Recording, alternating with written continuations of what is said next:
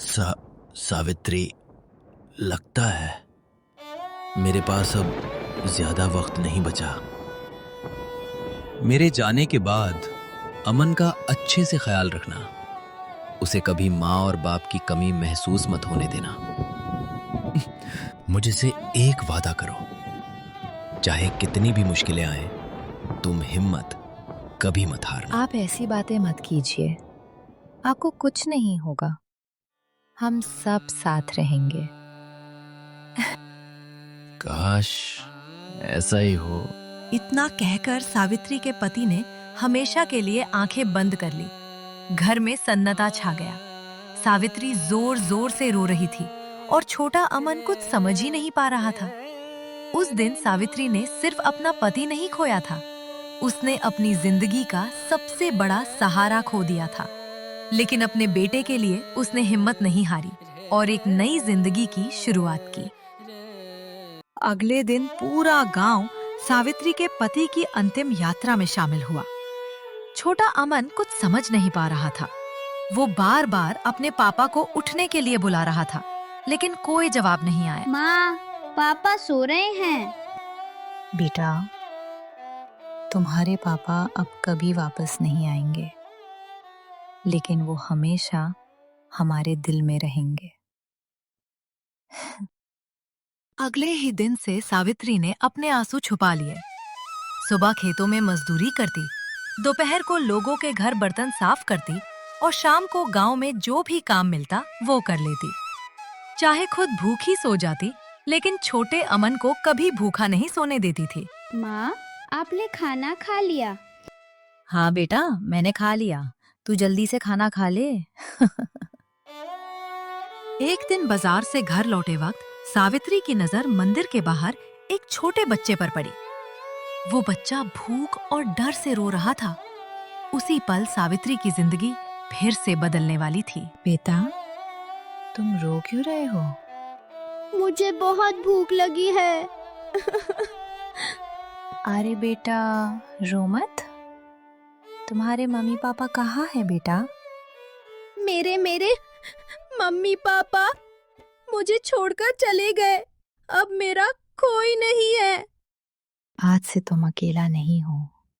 चलो मेरे साथ। उस मासूम बच्चे की बात सुनकर सावित्री का दिल पिघल गया। वो उसे अपने घर ले आई और उस दिन से उस भी अमन की तरह अपना बेटा बना लिया। बेटा, आज से तुम्हारा नाम राहुल है और ये अमन है। आज से तुम दोनों भाई हो। क्या तुम भी मुझे पापा की तरह छोड़कर चले जाओगे? कभी नहीं। आज से हम दोनों भाई हैं और भाई कभी एक दूसरे का साथ नहीं छोड़ते।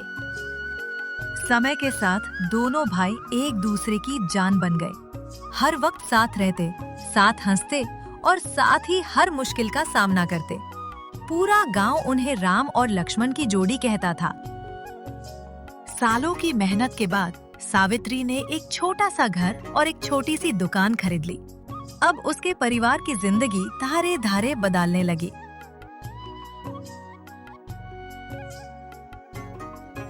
कई सालों बाद देखते ही देखते दोनों बेटे बड़े हो गए।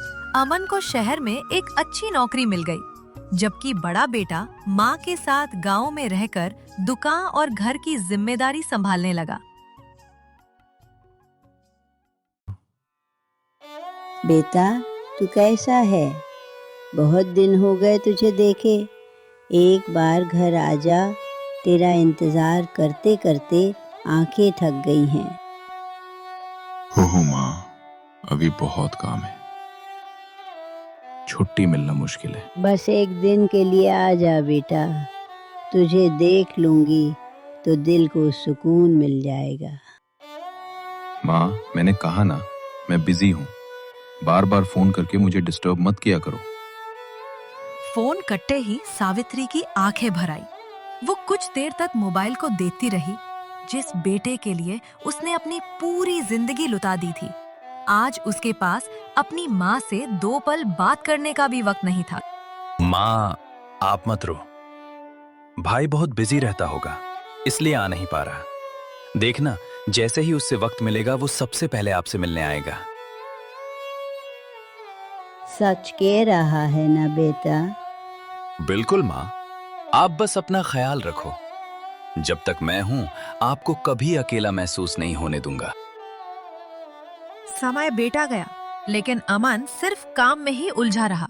वो ना किसी त्योहार पर घर आया, ना ही माँ से मिलने। हर बार उसे लगता शायद इस बार मेरा बेटा जरूर आएगा, लेकिन हर बार उसकी उम्मीद टूट जाती। धीरे धीरे इसी इंतजार और तन्हाई ने उसकी तबीयत भी खराब कर दी। एक दिन सावित्री की तबीयत अचानक बहुत ज्यादा खराब हो गई। डॉक्टर ने कहा कि उन्हें आराम और अपने बच्चों के साथ की जरूरत है। इनकी हालत ठीक नहीं है। अगर किसी अपने से मिलना चाहती है तो उन्हें जल्दी बुला लीजिए। बेटा, एक बार अमन को फोन लगा दे। बस उसे एक बार देखना चाहती हूँ। भाई, माँ की तबीयत बहुत खराब है। प्लीज एक बार घर आ जाओ। राहुल, मैं बहुत इंपॉर्टेंट मीटिंग में हूँ, अभी नहीं आ सकता, बाद में बात करता हूँ। राहुल ने माँ से झूठ बोला।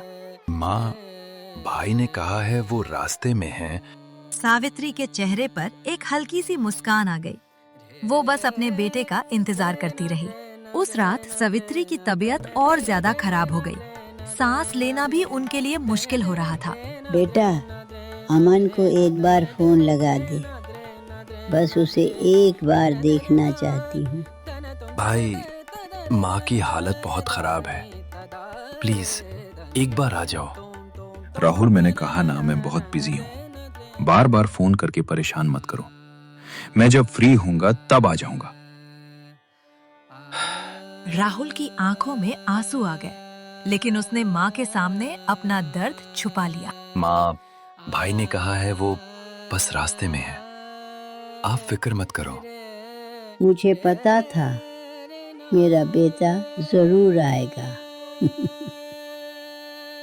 राहुल पूरी रात माँ का हाथ पकड़कर बैठा रहा। हर गाड़ी की आवाज पर सावित्री दरवाजे की तरफ देखती, लेकिन अमन नहीं आया। राहुल, अगर अमन आए तो उससे कहना माँ ने उसका आखिरी पल तक इंतजार किया। सावित्री धीरे से आंखें बंद कर लेती है। माँ, उठ जाओ माँ, देखो मैं यही हूँ। माँ। अगली सुबह अमन घर पहुंचा, लेकिन इस बार माँ उसे दरवाजे पर मुस्कुराते हुए मिलने नहीं आई। माँ, माँ, मैं आ गया, उठो ना माँ। भाई, तूने आने में बहुत देर कर दी। माँ ने आखिरी सांस तक तेरा इंतजार किया। सफेद चादर में लिपटी सावित्री को देखते ही अमन के पैरों तले जमीन खिसक जाती है। माँ, उठ जाओ ना, देखो मैं आ गया। माँ, एक बार आंखें खोल दो, प्लीज माँ। राहुल अमन को एक पुरानी चिट्ठी देता है। ये चिट्ठी सावित्री ने कुछ दिन पहले ही लिख दी थी। मेरे प्यारे अमन, अगर तुम ये चिट्ठी पढ़ रहे हो तो शायद मैं इस दुनिया में नहीं हूँ। बेटा, मैंने तुमसे कभी शिकायत नहीं की, बस हर त्योहार और हर दिन तुम्हारा इंतज़ार किया। मुझे तुमसे घर या पैसे नहीं चाहिए थे, बस तुम्हारा थोड़ा सा वक्त चाहिए था। खुश रहना बेटा, और अपने बड़े भाई का हमेशा ख्याल रखना। माँ। माँ, मुझे माफ कर दो, मैंने बहुत देर कर दी। भाई, माँ हमें कभी अलग नहीं देखना चाहती थी। कहते हैं खून के रिश्ते सबसे गहरे होते हैं, लेकिन उस दिन साबित हो गया कि दिल से बने रिश्ते खून के रिश्तों से भी बढ़कर होते हैं।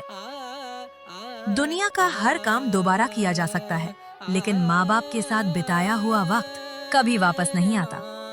इसलिए जब तक आपके माँ बाप आपके साथ हैं, उनके लिए थोड़ा वक्त जरूर निकालिए, क्योंकि एक दिन सिर्फ यादें रह जाती हैं और सॉरी कहने का मौका भी नहीं मिलता।